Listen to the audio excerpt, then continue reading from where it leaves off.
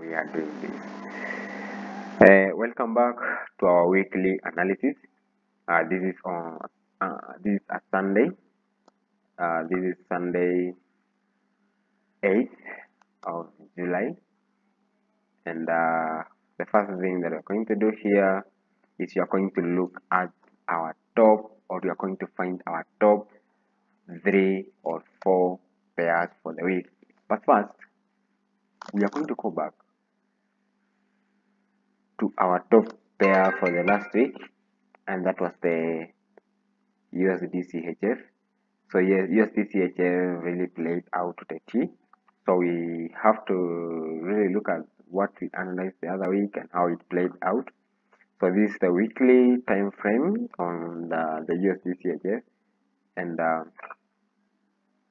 really quick, I'm going to show you guys how we did it last week. And initially last week I had explained that we are going to respect this area based on what I saw. There was a supply zone, but actually when you really look at this point, there was a supply zone that created a push to the downside. So we broke this area the same night, the same midnight. This area was broken bust, and now we created another supply zone. So I had explained previously that if we break past this point, then we are going to create another supply zone up here. And if our supply zone will really be valid for this point, then it means we are going to take a sell from this point. So the price didn't respect this point, so it ended up respecting this upper area. It ended up respecting this our second supply zone. So all I waited after the respect of our second supply zone was to see these engulfing candlesticks here. Was to see this engulfing candlestick. So I think I'm going to remove this.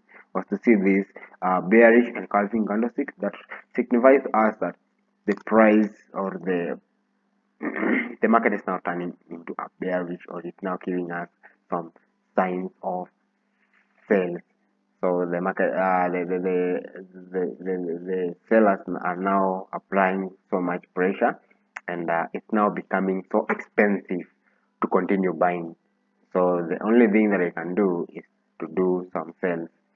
So we saw this bullish engulfing, so we waited for a retest of this same area, and we finally ended a trade at this point. So it played out perfectly, and it gave us a risk reward. Actually, I got off at this point. It gave us a risk reward of 1 to 3, which was really nice. So let's say for this coming week, we are going to do some top-down analysis starting from the weekly time frame. So the weekly time frame is giving us a really nice show here. So first, we are going to identify the trend. The second point we are going to look at is the second point that we are going to look at is the area of interest, or the supply and demand zone. So this weekly time frame for the AUDCHF is giving us, I had initially drawn this, and if you really look at this, this is just a sketch of what really happened at this point.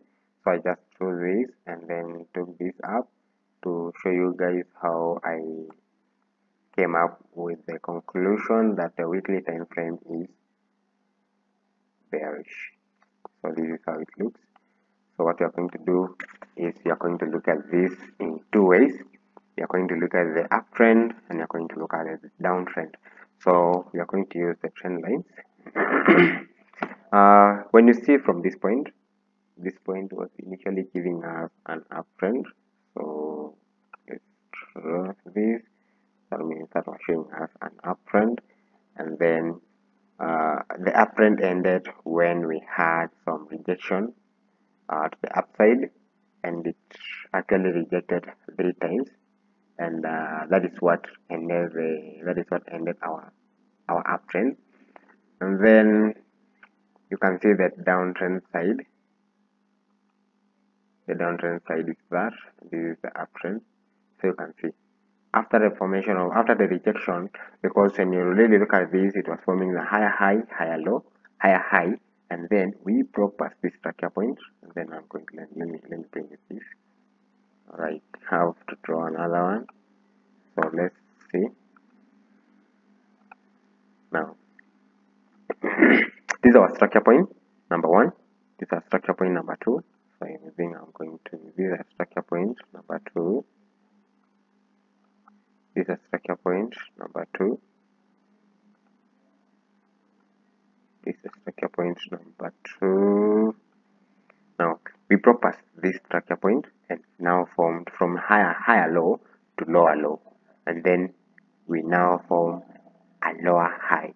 That means it's signifying to us that we are now changing the trend direction. Now we formed and then the next we form a lower low and then a lower high, and then this is where we are. This is where we are. And now I'm really looking. What I'm looking now is for the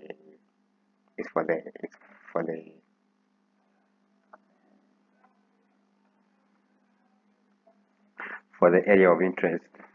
Now let's come back to our chart. So this is what happening. This is what is happening in the daily time frame. So we see that the weekly time frame is bearish. So we are still going to the downside, but we first have to find this area.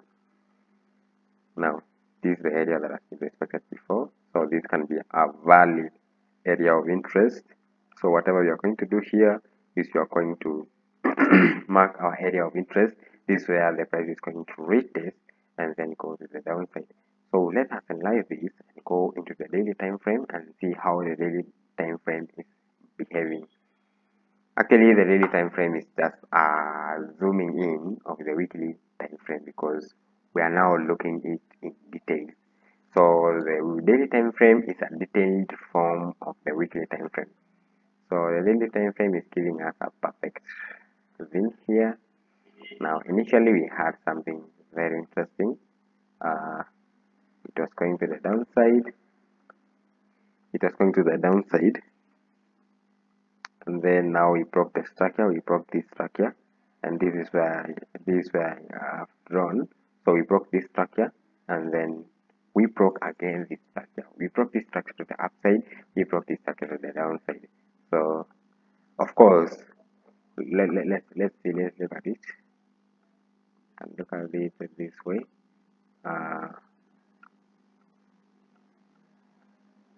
Just almost the same with the daily time frame.